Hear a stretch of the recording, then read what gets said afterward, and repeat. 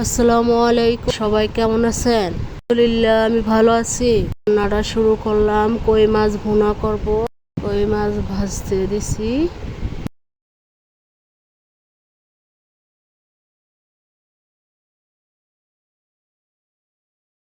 ভাজা হয়ে গেছে, পেঁয়াজটা দিয়ে দিলাম।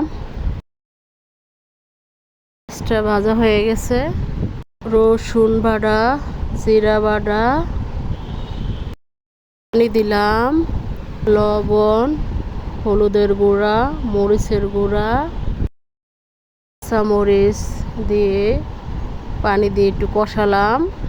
হয়ে গেছে, মাছটি দিয়ে দিলাম, দিয়ে কষানো হয়েছে, দিয়ে দিলাম,